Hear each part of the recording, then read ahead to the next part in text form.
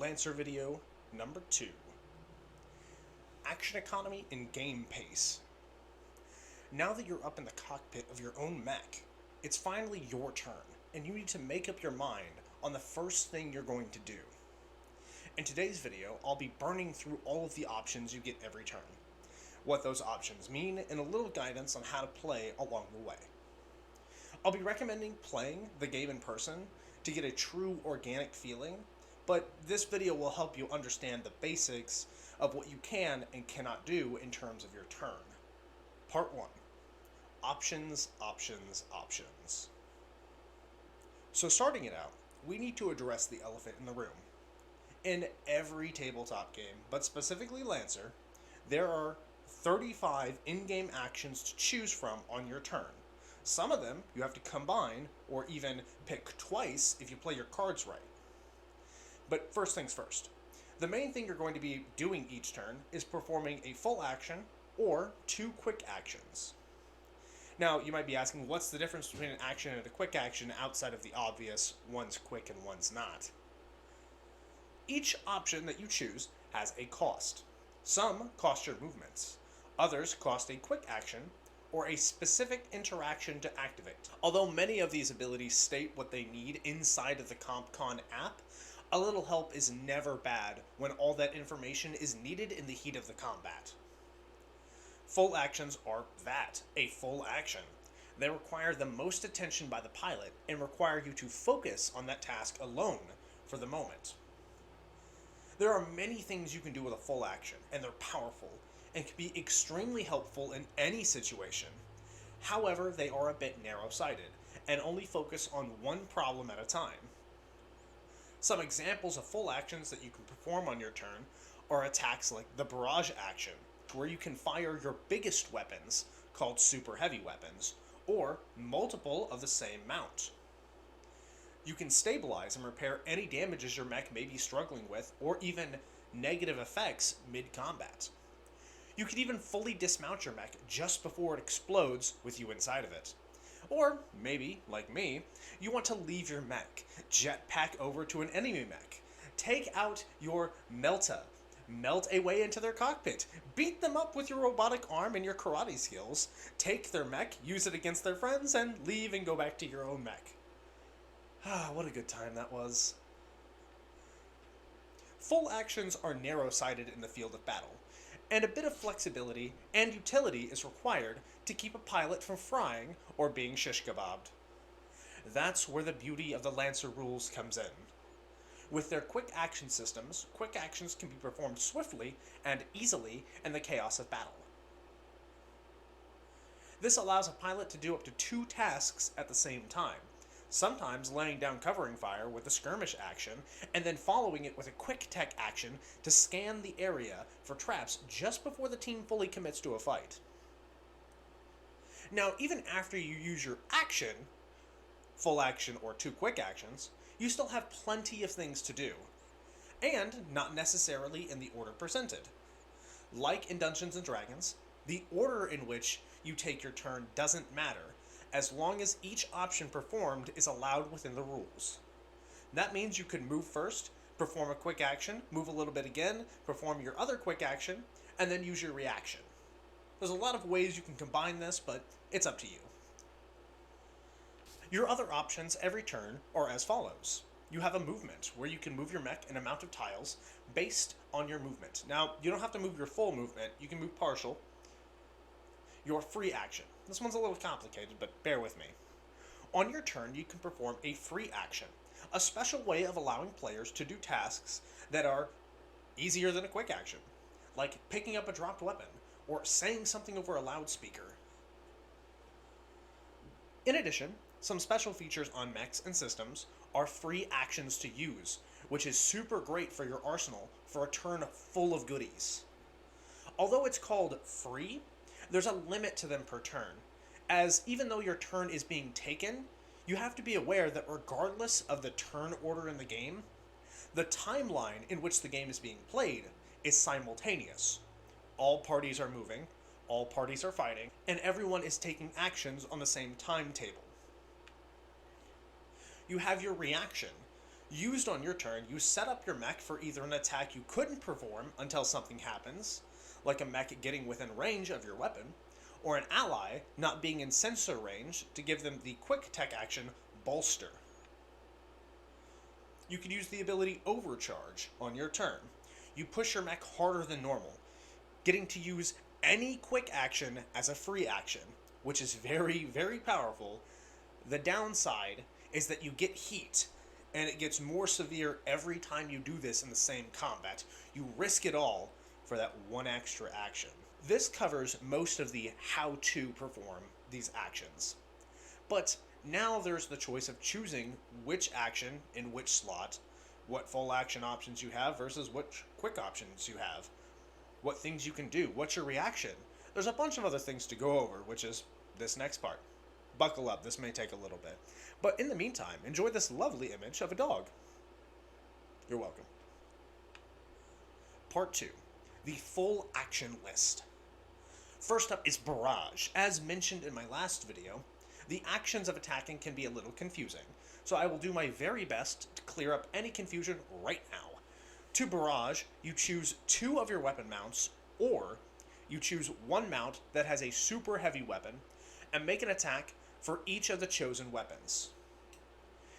Then, and only then, if your mount is also an aux/main mount, which is auxiliary/main weapon mount, you can also attack with the aux weapon that is on the aux main mount.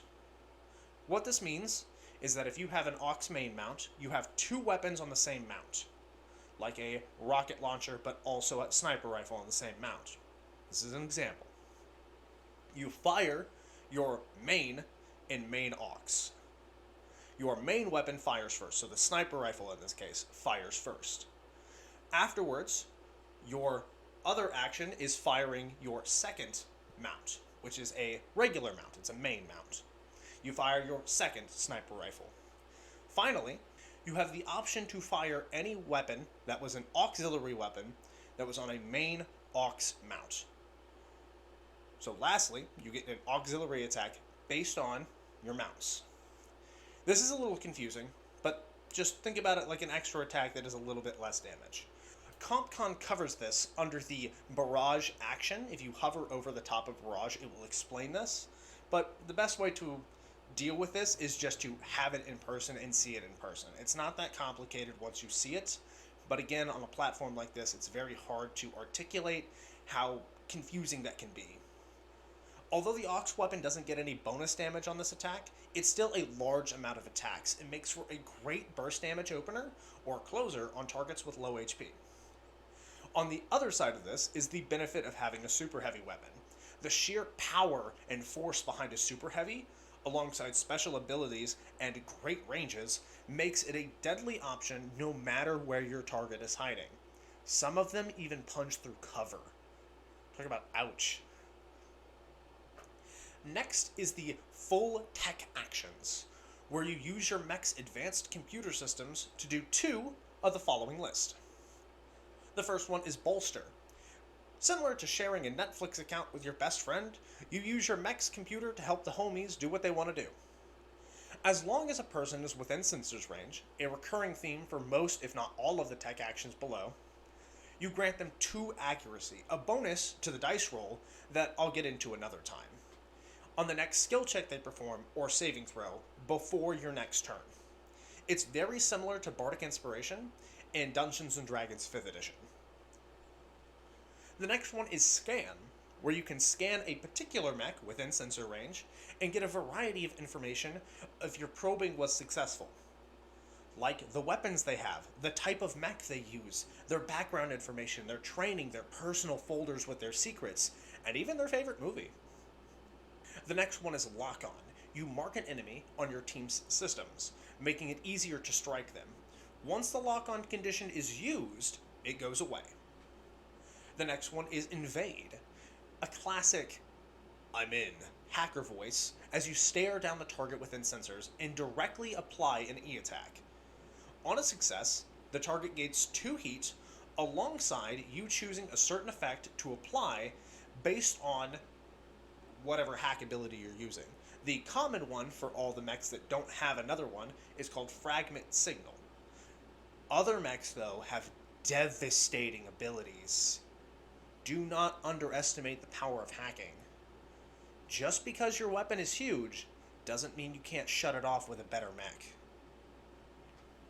Now, back to the full actions and some more defensive options for you out there who like to turtle up. Stabilization. This is an emergency protocol, similar to cleaning your PC when your homework folder gets a bit too out of hand. You stop what you're doing and do one of the following. You can cool your mech off, clearing all heat and the condition exposed, which is you take double damage. You could mark a repair and restore all of your HP. Additionally, you choose one of the following effects. You reload all of your loading weapons. You clear any burn that is affecting your mech. You clear a condition that wasn't caused by one of your own systems, talents, or etc. Or, lastly, you clear an adjacent allied character's condition that wasn't caused by one of their own systems, talents, etc. Really what stabilization is, it's a way for people to get rid of statuses and make sure that they're okay mid-combat. It's very useful, but kind of hard to pull off. The next one is Disengage, identical to 5th edition Dungeons & Dragons. You move away from the fray swiftly and carefully, ignoring the triggers for Overwatch attacks, and safely skeet-skirt your way to safety. Improvised attack.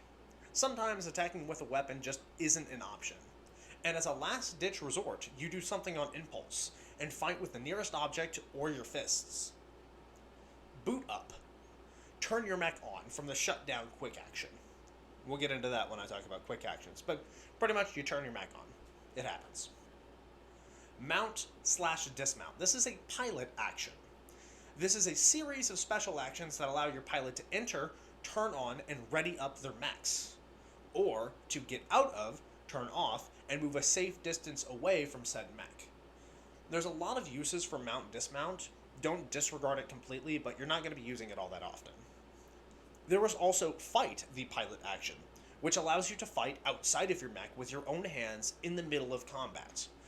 This is useful for whenever your mech is shut down or incapacitated or exploding, and you want to keep the fray going and you want to get out of there. The next one is called Jockey. It is to full-heartedly jump into combat on foot against another mech. It happens. In the most desperate of situations, you are knocked out of your mech, and the enemy pilot sees you and tries to squish you. But sometimes these crazy and suicidal missions are the right situation to turn a losing fight into a winning fight. You get a variety of bonuses if you succeed to pick from to impair the mech in question. And all you have to do is risk being squashed, maimed, lit on fire, melted, thrown violently many, many feet away, and a lovely list of other dangers. Lastly is the skill check.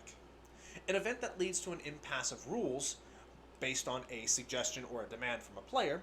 The GM takes it into their own hands to decide what type of role is needed, usually associated with a full action, however not exclusively a full action. A role is suggested by the DM, which is to be rolled. Usually it's made with a skill or an ability based on the mech or the pilot, but this is really just there to sort of wide cast a net over the rules to safeguard against a player getting too far out of the rule box and keep it within safe bounds. I hope this really helps you out because the action system in this game is very deep. There's a lot to it, and there's a lot you can do with your actions. There's plenty more from this, and I would love to make a part 2 of this. So I will see you in the next video, and stick around to the very end. You might like this. If streaming games, playing D&D, talking about all things nerdy, and even embarrassing myself on live is good enough for you, well, maybe check out my content. And thanks for watching this one. I really appreciate it. If you need to find me, go ahead and look at my links down below, and maybe check out some of my other videos on TikTok and Twitch. So you stuck around to the end. Congrats. There's 2 things I want to say. First and foremost, thank you for watching the whole video. Very much appreciated. And the second one is I was interested in what other tabletop games you might be wondering about.